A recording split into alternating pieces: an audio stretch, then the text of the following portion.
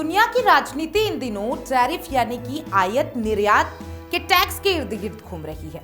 America के राष्ट्रपति Donald Trump लगातार दुनिया के अलग अलग देशों को टैरिफ बढ़ाने की धमकी दे रहे हैं। उनका सीधा सा फॉर्मूला है, अगर कोई देश अमेरिका की शर्तों पर नहीं चलेगा तो उस पर भारी टैक्स लगाया जाएगा। इसी नीति के तहत ट्रंप ने भारत और कनाडा दोनों को कई बार चेता दिया है, लेकिन इस बार तस्वीर थोड़ी अलग दिखाई दे रही है। ट्रंप की धमकियों के बीच भारत ने एक बड़ा और ऐतिहासिक कदम उठा लिया है। भारत ने यूरोपियन यूनियन यानी कि ईयू के साथ फ्री ट्रेड एग्रीमेंट कर लिया है। इसे दुनिया की सबसे बड़ी ट्रेड डील में से एक माना जा रहा है और इसी वजह से इसे मदर ऑफ ऑल डील कहा भी जा रहा है। सबसे पहले समझते हैं कि फ्री ट्रेड एग्रीमेंट होता क्या है। आसान भाषा में कहे तो जब दो देश या दो समूह एक तय कर लेते हैं कि वे एक दूसरे के सामान पर कम टैक्स लगाएंगे या बिल्कुल नहीं लगाएंगे तो उसे फ्री ट्रेड एग्रीमेंट कहा जाता है। इससे दोनों तरफ का व्यापार बढ़ता है, कंपनियों को नए बाजार मिलते हैं और ग्राहकों को सामान सस्ता मिलता है। भारत और यूरोपियन यूनियन के बीच हुई ये डील इसलिए भी खास है क्योंकि यूरोपियन यूनियन अपने आप में कई देशों का समूह है। इसमें जर्मनी, फ्रांस, इटली जैसे ताकतवर देश भी शामिल है। प्रधानमंत्री नरेंद्र मोदी ने खुद कहा है कि इस समझौते से दुनिया की कुल जीडीपी का करीब 25% और वैश्विक व्यापार का लगभग 1/3 हिस्सा कवर करता है। इसका मतलब साफ है कि यह डील सिर्फ भारत या यूरोप तक सीमित नहीं है, बल्कि पूरी दुनिया की अर्थव्यवस्था पर असर डालने वाली है। पीएम मोदी ने इसे भारत और यूरोप के बीच भरोसा और साझेदारी का नया अध्याय बताया। उन्होंने कहा कि इस डील से 140 करोड़ भारतीयों के लिए नए मौके पैदा होंगे। भारतीय कंपनियों को यूरोप के बड़े बाजार तक आसान पहुंच मिलेगी और यूरोप की कंपनियां भारत में निवेश बढ़ाएंगी। इससे रोजगार बढ़ेगा, टेक्नोलॉजी आएगी और भारत की वैश्विक स्थिति और मजबूत हो जाएगी।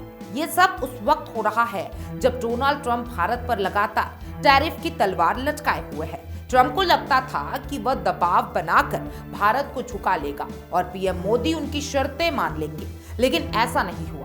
भारत ने साफ संदेश दिया है कि वे अपने राष्ट्र हितों से समझौता नहीं करेगा। दरअसल भारत की बढ़ती आर्थिक और रणनीतिक ताकत अब दुनिया से छिपी नहीं है। भारत अब सिर्फ एक उभरता हुआ देश नहीं बल्कि एक मजबूत वैश्विक खिलाड़ी बन चुका है। ये वजह है जब अमेरिका दबाव बना रहा था तब भारत ने विकल्प चुना और यूरोपियन यूनियन के साथ हाथ मिला लिया। इसी कहानी का दूसरा अहम किरदार है कनाडा।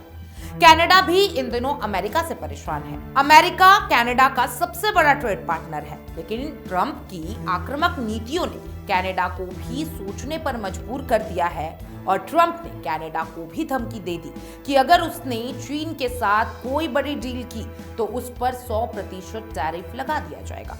कनाडा के प्रधानमंत्री मार्क कार्नी ने इस धमकी का खुलकर जवाब दिया। उन्होंने कहा कि कनाडा अमेरिका की वजह से नहीं बल्कि अपनी मेहनत और पहचान की वजह से आगे बढ़ रहा है।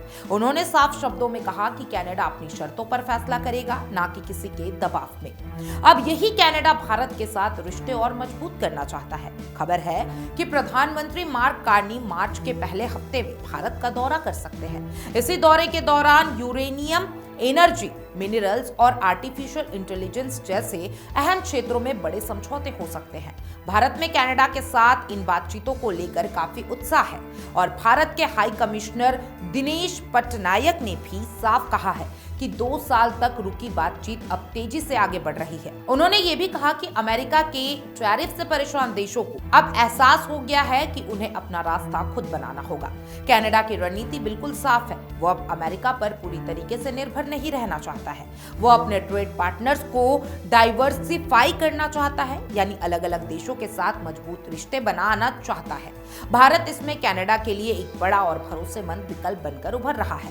पिछले साल पीएम मोदी का G7 समिट में शामिल होना भी इसी दिशा का संकेत था। कनाडा के कई मंत्री पहले ही भारत आ चुके हैं और अब प्रधानमंत्री स्तर की यात्रा इस रिश्ते को नई ऊंचाई दे सकती है। डोनाल्ड ट्रंप की टैरिफ नीति ने असल में दुनिया को 2 हिस्सों में बांटना शुरू कर दिया है। एक तरफ अमेरिका है जो दबाव और धमकी की भाषा बोल रहा है और दूसरी तरफ भारत, यूरोप और कनाडा जैसे देश है जो सहयोग और साझेदारी का रास्ता चुन रहे हैं।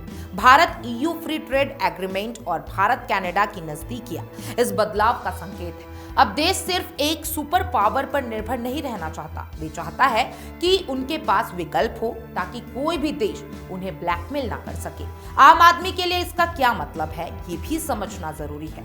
जब भारत यूरोप के साथ ट्रेड बढ़ाएगा तो भारतीय कंपनियों को नए ऑर्डर मिलेंगे। इससे फैक्ट्रियों में काम बढ़ेगा और नौकरियां पैदा होंगी। टेक्नोलॉजी और निवेश आएगा, जिससे देश की अर्थव्यवस्था को रफ्तार मिलेगी। कनाडा के साथ एनर्जी और मिनरल्स की डील का मतलब है कि भारत को भविष्य की जरूरतों के लिए सुरक्षित सप्लाई मिलेगी। आर्टिफिशियल इंटेलिजेंस जैसे क्षेत्रों में सहयोग भारत को तकनीकी रूप से मजबूत बना सकता है। कुल मिलाकर ट्रंप की टैरिफ धमकियों ने अनजाने में भारत के लिए नए दरवाजे खोल दिए हैं।